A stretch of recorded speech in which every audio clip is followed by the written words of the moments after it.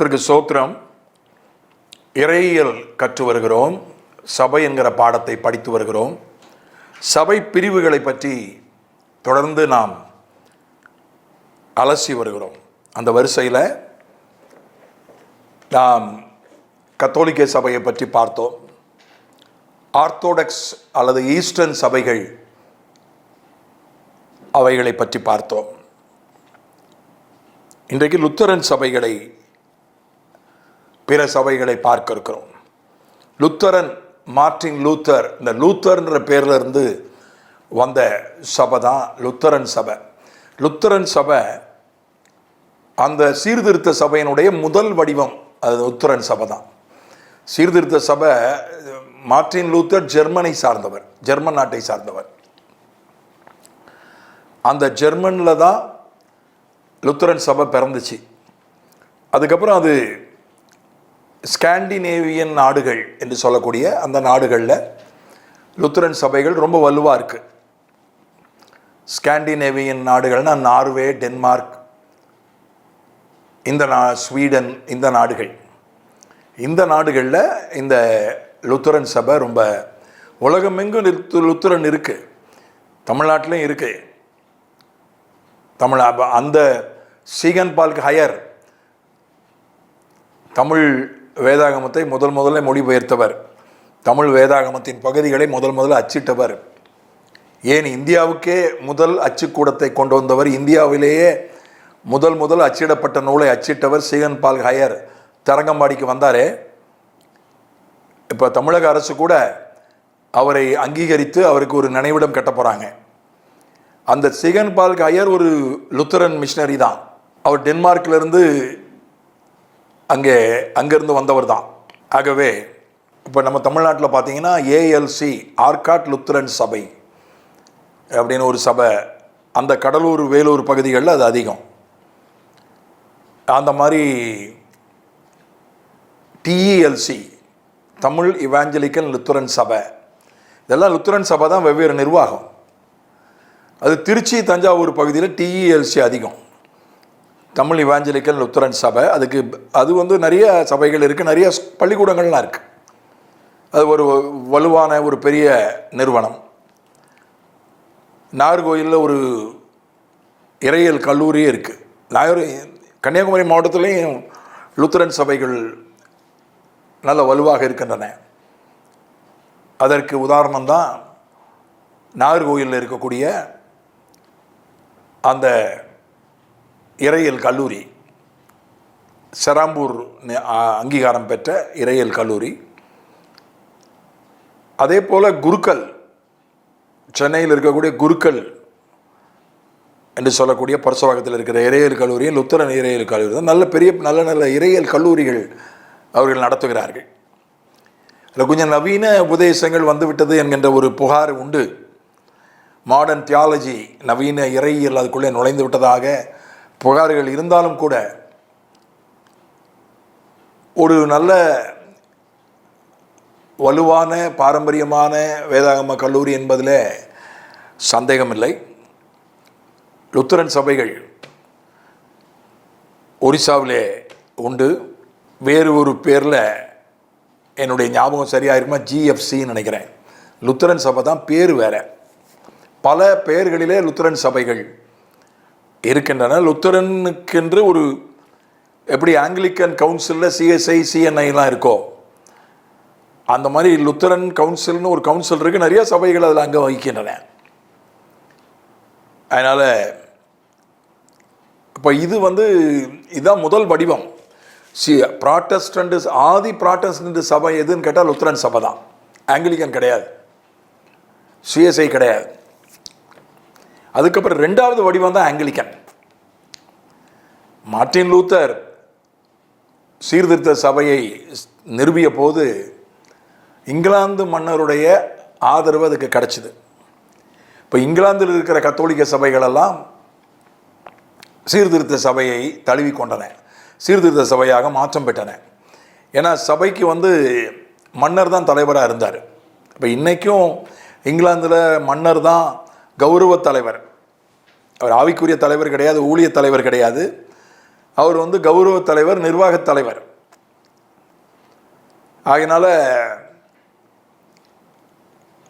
அவைகள் அந்த நாட்டுக்கென்று ஒரு சில முறைகள் உண்டு. அந்த அந்த வித்தியாசங்கள் இருந்தன. ஜெர்மனுக்கும் இங்கிலாந்துக்கும் உள்ள வித்தியாசங்கள் அது ஆங்கிலிக்கன் அப்படின்னாலே சர்ச் ஆஃப் இங்கிலாந்து தான். இங்கிலாந்து சபைன்னு தான் அதுக்கு பேர். அது ஆங்கிலிக்கன் சர்ச் அப்படின்னு சொல்கிறோம். அதனால் ஆர்ச் பிஷப் ஆஃப் கான்டர்பரி அப்படின்றவர் தான் அதுக்கு தலைவர். அதுக்கு ஏறக்குறைய அந்த ஆங்கிலிக்கன் சபையிலிருந்து வந்தவர்கள் தான் நம்முடைய முன்னோர்களை எல்லாம் கடை தேற்றினார்கள். அதுக்கு என்றைக்குமே நான் நன்றி உள்ளவனாக இருக்கேன். என்னுடைய தகப்பனாருடைய முன்னோர்களெல்லாம் முதலூரை சார்ந்தவர்கள்.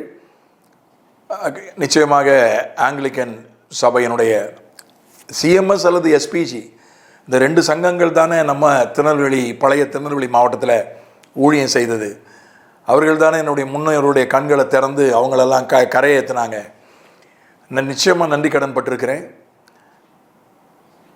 அதுதான் சிஎம்எஸ் சபைகள், எஸ்பிஜி சபைகள் தான் பின்னால் 1947 ஒன்றாக இணைந்து சிஎஸ்ஐ என்று பெயர் பெற்றன, உருமாற்றம் பெற்றன. என்னுடைய தாயார் ஆழ்வார்தோப்பு கிராமத்தினுடைய இருந்து வந்தவர். அங்கேயும் சிறிய சபை ஆலயம் உண்டு. அதனால் இந்த ஆங்கிலிக்கன் மிஷினரிகளுக்கு, இங்கிலாந்து சபையினுடைய மிஷினரிகளுக்கு நான் கடமைப்பட்டுள்ளேன். இப்போ சிஎஸ்ஐயை ஆங்கிலிக்கன் கவுன்சிலில் வச்சுருக்காங்க. இந்தியாவில் 2 சபை தான் இருக்குது, சிஎஸ்ஐ, சிஎன்ஐ. மொத்தமே 4 சபை தான் ஆங்கிலிக்கன் கவுன்சிலில் இருக்குது. அவ்வளோ சீக்கிரம் யாரையும் சேர்த்துக்க மாட்டாங்க. கர்த்தருக்கு ஸ்தோத்திரம். இப்போ சிஎஸ்ஐக்கும் ஆங்கிலிக்கனுக்கும் என்ன வித்தியாசம்? உபதேசங்கள் ஒன்று தான், மூல உபதேசங்கள் எல்லாம் ஒன்று தான். அந்த ஆராதனை முறையும் கிட்டத்தட்ட ஒன்று தான். ஆராதனை முறைகளில் கொஞ்சம் வித்தியாசங்கள் உண்டு. நமக்கு ஒரு பேராயத்துக்கும் இன்னொரு பேராயத்துக்குமே ஜெப புஸ்தகத்தில் வித்தியாசம் இருக்கு, பாடல்களில் வித்தியாசம் இருக்குது. கன்னியாகுமரி பேராயத்துக்கு போனால் கல்யாண பாட்டு வேறு மாதிரி பாடுவாங்க, வேறு மாதிரி கல்யாண பாட்டெலாம் பாடுவாங்க. கன்னியாகுமரி சிஎஸ்ஐ ஆலயத்தில் ஒரு சாதாரண சுவிசேஷகரை கூட மேலே பீடத்தில் உட்கார வைப்பாங்க, ஆல்டரில் உட்கார வைப்பாங்க. ஆனால் தூத்துக்குடியிலையோ சென்னையிலேயோ திருநெல்வேலியிலையோ ஆல்டரில் போதகரை மட்டும்தான், ஆர்டினேஷன், எபிஸ்கோப்பல் ஆர்டினேஷன் வாங்கின பேராயருடைய அபிஷேகத்தை பெற்ற ஊழியக்காரரை மட்டும்தான் ஆல்டரில் உட்கார வைப்பாங்க. கன்னியாகுமரியில் யார் வேணால் உட்காரலாம், சுவிசேஷகர்களை கூட உட்கார வைப்பாங்க ஆல்டரில். அதனால் வித்தியாசங்கள் உண்டு. ஒரு பேராயத்துக்கு, ஒவ்வொரு ஆலயத்துக்கு கூட வித்தியாசங்கள் இருக்கும், அதெல்லாம் இருக்கும். ஆனால் உபதேசங்கள் எல்லாம் சர்ச் ஆஃப் இங்கிலாந்து ஆங்கிலிக்கன் உபதேசங்கள். பாருங்கள், பாடல்கள் கூட எல்லாம் இந்த பாமாலை பாடல் எல்லாமே ஜெர்மன் பாடல்கள் தான். பெரும்பாலான பாடல்கள் ஜெர்மன் மொழியிலே ஏற்றப்பட்டது தான். பாமாலை என்று நாம் சொல்கிறோமே, காரிருளில் நேச தீபமே, அந்த மாதிரி பாடல்கள், ஆண்டவா பிரசன்னமாகி, இந்த பாமாலை பாடல்கள், ஹிம்ஸ்ன்னு சொல்கிறோமே, இதெல்லாம் ஜெர்மனிலிருந்து ஏற்றப்பட்டது தான். ஜெர்மனில் ஏற்றப்பட்டு சில பாடல்கள் ஆங்கிலத்தில் ஏற்றப்பட்டது. பெரும்பாலானவை ஜெர்மனில் ஏற்றப்பட்டு லுத்தரன்லேருந்து ஆங்கிலிக்கனுக்கு வந்து, ஆங்கிலிக்கன்லேருந்து நாம் தமிழில் மொழிபெயர்த்து அதை பாடிக்கொண்டிருக்கிறோம்.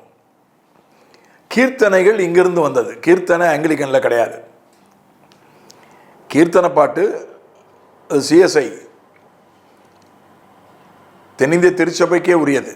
இங்கே கர்நாடக சங்கீத ராகத்தில் ஏற்றப்பட்டு இங்கே கவிஞர்கள், புலவர்கள், வேதநாயகி சாஸ்திரியார் போன்றவர்கள் அதுக்குள்ள வார்த்தைகளை போட்டு, தேவனே நான் உமதண்டையில் இன்னும் நெருங்கி, nearer my God to the, அதை வந்து அதே பாமாலை தமிழ்லையும் இருக்குது. ஆனால் அந்த வார்த்தைகளை எடுத்து கர்நாடக சங்கீதத்தில் போட்டது தான் தேவனே நான் உமதண்டையில் இன்னும் நெருங்கி சேர்வதே என அவள் பூமியில்றது. அதே வார்த்தைகள் தான் கர்நாடக சங்கீதத்தில் போட்டது. பாமாலையும் தமிழில் இருக்குது. அதனுடைய எனக்கு ஞாபகத்துக்கு வரல அந்த வார்த்தைகள். நீங்கள் அது இருக்கும்னு நினைக்கிறேன். அதனால் ஒரு சிஎஸ்ஐ சபையில் பார்த்தீங்கன்னா பெரும்பாலும் குத்து விளக்கு ஒன்று இருக்கும், முன்னாலேயோ பின்னாலேயோ. அதில் இருக்க எண்ணெயை எடுத்து நெத்தியில் சுழுவு போட்டு போவாங்க. அது வந்து சர்ச் ஆஃப் இங்கிலாண்டில் கிடையாது. இது இங்கே உருவானது. இதெல்லாம் மூலம் அந்த ஆங்கிலிக்கன் சபையிலேருந்து வந்த மிஷினரிகள் உருவாக்கியது, நமக்கு கற்றுக் கொடுத்தது. அதனுடைய அந்த உள்ளடக்கத்தை தான் இங்கே சிஎஸ்ஐ பின்பற்றுகிறது, சிஎன்ஐயும் பின்பற்றுகிறது. ஆனால் இந்த மாதிரி வேறுபாடுகள் உண்டு. கீர்த்தனைகள் என்ற ஒரு புதிய காரியம் இங்கே உண்டு. இந்த குத்து விளக்கு அந்த மாதிரி காரியம்லாம் உண்டு. அங்கே மோதிரம் தான் மாற்றுவாங்க கல்யாணத்துக்கு, இங்கே கல்யாணத்துக்கு செயின் போடுறாங்க. இது இங்கே உள்ளது. இங்கே உள்ள கலாச்சாரத்தை அவர்கள் சுவீகரித்து கொண்டார்கள் மிஷினரிகள்.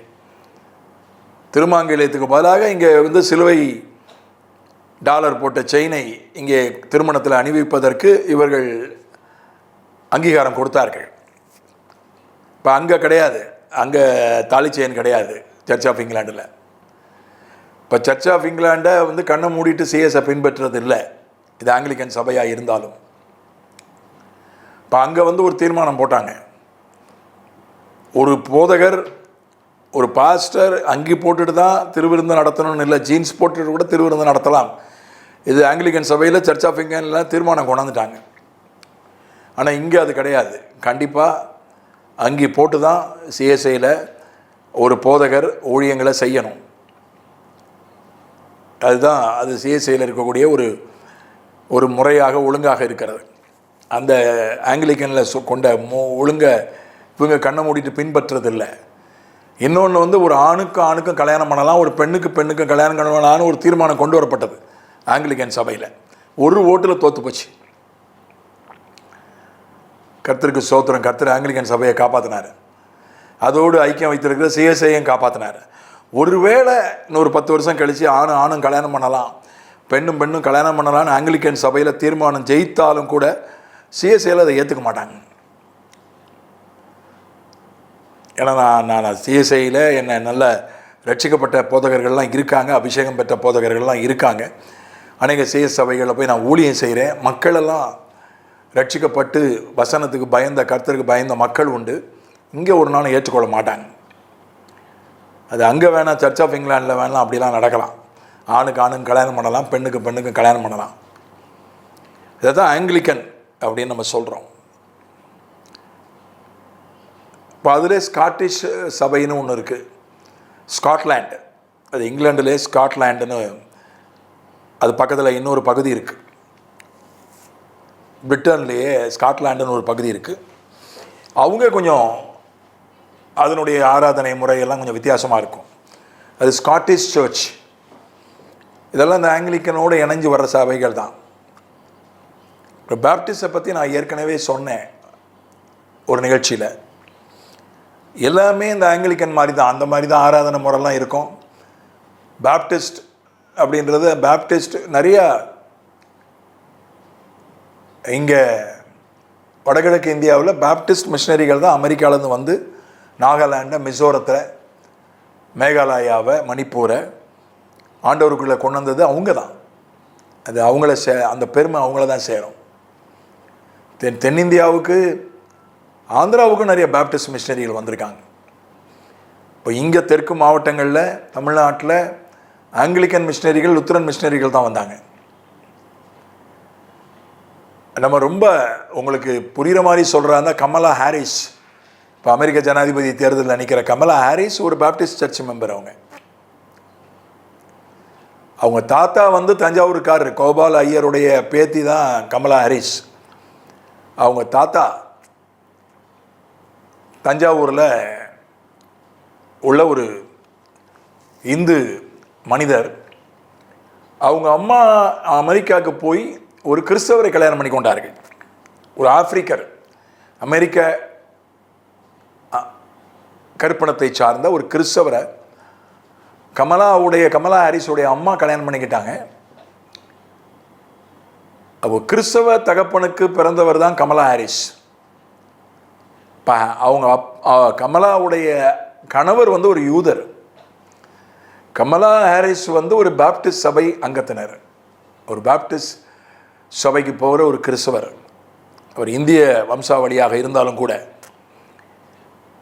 கர்த்தருக்கு ஸ்தோத்திரம். உனக்கு பாப்டிஸ்ட் சபைன்றது நம்ம ஊரில்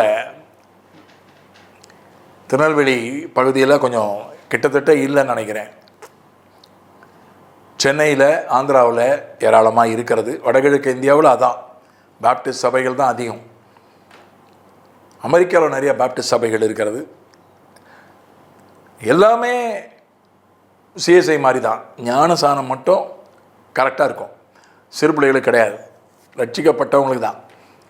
வயது வந்து விவரம் தெரிஞ்சு ரட்சிக்கப்பட்டவங்களுக்கு மட்டும்தான் அந்த ஸ்தாபனம் தான் பாப்டிஸ்ட் சபை. மெத்தடிஸ்ட் சபை, சென்னையில் இருக்கக்கூடிய இம்மானுவேல் மெத்தடிஸ்ட் சபை ரொம்ப புகழ்பெற்றது. டாக்டர் சாம் கமலேசன் அதனுடைய போதகராக இருந்தார். மெத்தடிஸ்ட் சபைன்றது ஜான் வெஸ்லியினுடைய ஊழியத்தின் விளைவாக உண்டான சபை. ஜான் வெஸ்லி ஆங்கிலிக்கன் சபைக்குள்ளே தான் இருந்தார் கடைசி வரைக்கும். ஆங்கிலிக்கன் சபைக்குள்ளேயே ஒரு ஊழியத்தை அவர் வைத்திருந்தார். தனி சபை ஆரம்பிக்கல ஜான் வெஸ்லி. அவர் இறந்த பிறகு அவருடைய சீடர்கள் ஒரு தனி சபை ஆரம்பித்தாங்க, மெத்தடிஸ்ட் சபை. அதாவது மெத்தடிஸ்ட் சபையினுடைய மூல கொள்கை பிராக்டிக்கல் டிவினிட்டி, தெய்வீகத்தை நடைமுறையிலே கடைபிடிப்பது. ரொம்ப புரியுற மாதிரி சொல்கிறோமா, பரிசுத்தமாக வாழ்கிறதுக்கு அவங்க சில மெத்தட்ஸ் வச்சுருந்தாங்க. அது பேர் தான் மெத்தட். அந்த மெத்தடுன்ற வார்த்தையிலேருந்து வந்தால் மெத்தடிஸ்ட். மெத்தடிஸ்ட் சபை பாம்பேயில் நிறையா இருக்குது. நான் நிறைய மெத்தடிஸ்ட் சபைகளில் பாம்பேயில் பிரசங்கம் பண்ணியிருக்கேன். மெத்தடிஸ்ட் சபை பாம்பேயில் நிறையா இருக்குது. அது ஒரு சிஎஸ்ஐ சபை மாதிரி தான் இருக்கும். ஆனால் அவங்க என்ன செய்கிறாங்கன்னா, அந்த பரிசுத்தத்துக்கு முக்கியத்துவம் கொடுப்பது, ப்ராக்டிக்கல் டிவினிட்டி. இப்போ ஆங்கிலிக்கன் சபையில் இருக்கிறது டிவினிட்டி, தெய்வீகம். இவங்க அந்த தெய்வீகத்தை நம்ம நடைமுறைப்படுத்தணும். ஜான் வெஸ்லியை நாம் நன்றாக அறிந்திருக்கிறோம். பரிசுத்தத்தை குறித்து மிக அதிகமாக பிரசங்கித்தவர் ஜான் வெஸ்லி. சரித்திரத்தில், கிறிஸ்துவ சரித்திரத்தில் மிக மிக அவரை விட ஒரு பெரியவர் இருக்கிறாரா தெரியாது. மார்ட்டின் லூத்தருக்கு அடுத்த மாதிரி சொல்லலாம், இணையாக கூட சொல்லலாம். கிறிஸ்துவ சரித்திரத்தில் மார்ட்டின் லூத்தர் தான் பெரியவர், அவரை விட பெரியவர் கிடையாது. பைபிளுக்கு பிந்தைய கிறிஸ்துவ சரித்திரத்தில் மார்ட்டின் லூத்தருக்கு இணையா அல்லது அதற்கு அடுத்த மாதிரி ஜான் வெஸ்லியை சொல்லலாம். அப்பேற்பட்ட ஒரு எழுப்புதல் பிரசங்கியார். ஒரு பெரிய எழுப்புதலை, ஒரு பெரிய சீர்திருத்துதலை சபையில் கொண்டு வந்தார். அந்த ஜான் வெஸ்லி சீடர்கள் உருவாக்கிய மெத்தடிஸ்ட் சபை. அதுக்கப்புறம் அட்வென்ட் சபை. அது நீங்கள் தென் தமிழகத்தில் கிடையாது. செவன்த் டே அட்வென்டிஸ்ட் இருக்கிறது, அதுலேருந்து வந்தது தான். அட்வென்ட்ன்ற வார்த்தை ரெண்டாவது வருகையை குறிக்கிறது. மில்லர்னு ஒருத்தர் இருந்தார். அவர் ரெண்டாவது வருகையை பற்றி நிறைய பிரசங்கம் பண்ணார். அதை பற்றி நிறைய ஆராய்ச்சி பண்ணி நிறைய பிரசங்கம் பண்ணார். அவருடைய ஆதரவாளர்கள் தான் மில்லர் ரைட்ஸ் அப்படின்னு அழைக்கப்படுறாங்க. இப்போ அதிலிருந்து வந்தது தான். அந்த மில்லர் என்பவருடைய சீடர்கள் மூன்றாக பிரிந்தார்கள். அதில் ஒரு பிரிவு யெகோவா சாட்சிகள், இன்னொரு பிரிவு 7ஆம் நாள் அட்வென்டிஸ்டுகள். இந்த ஒயிட்னு ஒரு அம்மையார் கூட அந்த மில்லருடைய சிசி தான். அது யெகோவா சாட்சிகளை ரூதர்ஃபோர்டு அப்படின்றவர் அதனுடைய ஸ்தாபகர். யெகோவா சாட்சிகளை நம்ம கிறிஸ்தவத்தில் சேர்க்க முடியுமான்னு எனக்கு தெரியல. அவங்க வித்தியாசமான மார்மோனிசம் மாதிரி, அவங்களும் கிறிஸ்தவத்தில் நம்ம சேர்க்க முடியுமா தெரியல. அவங்கெல்லாம் கிறிஸ்துவை ரொம்ப பெருசாக முக்கியத்துவம் கொடுக்கறதில்ல. யெகோவா சாட்சிகள், மார்மோன் சபையினர். இந்த யெகோவா சாட்சி, 7ஆம் நாள் அட்வென்டிஸ்ட்டு, இன்னும் அட்வென்ட்டுன்னு ஒரு ஸ்தாபனம் இருக்குது. சென்னை செங்கல்பட்டில் பார்த்தீங்கன்னா அங்கே அமெரிக்கன் அட்வென்ட் ஸ்தாபனம் கொடைக்கானலில் இருக்குது. சென்னை செங்கல்பட்டில் அமெரிக்கன் கிறிஸ்தவ சபை, அட்வென்ட் கிறிஸ்தவ சபை, அட்வென்ட் கிறிஸ்தவ சபைன்னு சபை இருக்குது. அங்கே அட்வென்ட் அப்படின்னாலே வருகைக்கு முக்கியத்துவம் கொடுக்குற சபை. அப்படி தான் அந்த சபை ஸ்தாபிக்கப்பட்டது. இப்போது அவர்கள் வருகையை நினைத்து வருகைக்கு முக்கியத்துவம் கொடுக்கிறார்களா எனக்கு தெரியல. பல அட்வென்ட் சபைகளில் நான் பேசியிருக்கிறேன். ஒரு 20 வருஷத்துக்கு முன்னால் உள்ள அட்வென்ட்காரர்கள் அத்தனை பேரும் ஏறக்குறைய என்னை அறிவார்கள். அதனுடைய பேராயர்களெல்லாம் பலர் என்னுடைய நண்பர்கள். அதனால் ஒரு நல்ல ஸ்தாபனம் தான். அது சிஎஸ்ஐ மாதிரி தான் இருக்கும். ஞானஸ்தானம் ரட்சிக்கப்பட்டவங்களுக்கு மட்டும்தான் கொடுப்பாங்க. மற்றபடி அது கிட்டத்தட்ட சிஎஸ்ஐ மாதிரி தான். இப்போ கல்வி பணியெல்லாம் உண்டு. அட்வென்ட் கிறிஸ்தவ சபை. இந்த அட்வென்ட் அப்படின்ற அந்த பிரிவுனாலே வருகைக்கு முக்கியத்துவம் கொடுக்குற, வருகைக்கு ஆயத்தப்படுகிற உணர்வுள்ள அப்படிப்பட்ட ஒரு சபைன்னு அர்த்தம். அப்புறம் நமக்கு தெரியும் பெண்டகாஸ்டல்ஸ் 1900 தான் ஆரம்பிச்சுது. இப்போ அதுக்கு முன்னாலே இங்கொன்றும் அங்கொன்றுமா குவாக்கர்ஸ்னு அந்த காலத்தில் சொன்னாங்க. சபை சரித்திரத்தில் ஆவில நிரம்பி இப்படியே குலுங்குவாங்க, அசைவாங்க. அவங்க குவாக்குன்னா அது அப்படி அசைகிறவங்க. அவங்கள குவாக்கர்ஸ்னு அவங்களுக்கு ஒரு பக்கப்பெயர் பட்டப்பெயர் வச்சுருந்தாங்க. ஒரு 10,000 பேர் இருந்தாங்க. மொத்தத்தில் உலகத்தில் 10,000 பேர் தான் இருந்தாங்க. அதுக்குள்ளே தான் இருந்தாங்க. எல்லா காலகட்டத்திலும் இருந்தாங்க. ஆவில நிரம்பி அப்படியே ஆடுவாங்க. அந்நிய பாஷை பேசினார்களா? அது எனக்கு அந்த குறிப்பை இதுவரை நான் படித்த வரலாறுல பார்க்கல. ஆனால் ஆவில நிரம்பி இப்படியே ஆடுவாங்க. குவாக்கர்ஸ்ன்னு அவங்கள கேலி பண்ணாங்க. அவங்க இருந்தாங்க. 1900 அது இன்னும் பெருசாக அது திடீர்னு ஒரு பூகம்பம் மாதிரி, திடீர்னு ஒரு எரிமலை வெடித்த மாதிரி ஆவில நிரம்பி அந்நிய பாஷை பேசி அந்த மாதிரி ஒரு காரியம் நடந்தது 1900. அதிலிருந்து அந்த இயக்கத்திலிருந்து பிறந்தது தான் அசம்பிளிஸ் ஆஃப் காட், ஏஜி சபை, சர்ச் ஆஃப் காட் போன்ற அது அப்படியே இலங்கைக்கு பரவி இலங்கையில் உருவானது தான் சிலோன் பெண்டகாஸ்டல் மிஷன். இப்போ அது பெண்டகாஸ்டல் மிஷன் அது சொல்லப்படுகிறது. அதே நேரத்தில் கேரளாவிலே உருவானது தான் ஐபிசி என்கிற இந்தியன் பெண்டகாஸ்டல் சர்ச்சஸ். அதுக்கப்புறம் நிறைய உருவாயிடுச்சு. பெண்டகாஸ்டல் சபைகள், பெரிய சபைகள் ஸ்தாபனத்தை சொல்வதாக இருந்தால் ஏசிஏ அப்போஸ்டலிக் கிறிஸ்டியன் அசம்பிளி பரிசுத்தவான் ஜி சுந்தரம் அவர்களால் ஆரம்பிக்கப்பட்டது. எம்பிஏ சபை, மெட்ராஸ் பெண்டகாஸ்டல் அசம்பிளி சென்னையில் நிறையா இருக்குது. நல்ல சமாரியன் ஐக்கியம், மாரநாதா சபை போன்ற ஸ்தாபனங்கள், இன்னும் நிறையா ஸ்தாபனங்கள் இருக்கிறது. பூர்ண சுவிசேஷ சபை கன்னியாகுமரி மாவட்டம் மாதிரி நிறையா, கிருபாசனம் சாத ஐயா ஆரம்பித்தது.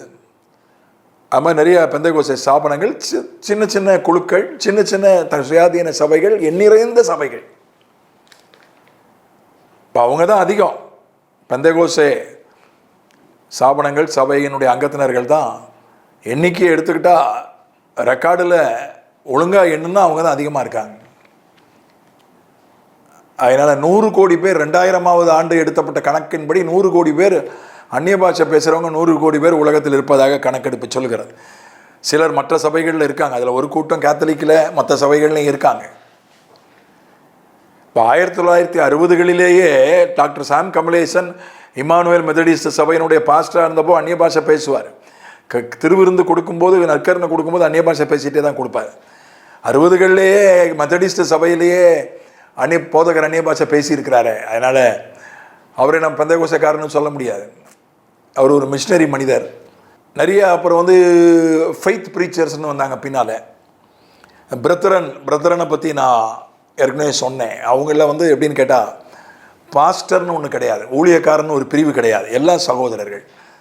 இப்போ அதில் அந்த இதில் வந்தவர் தான் லேமேன் ஃபெலோஷிப் இருக்குது.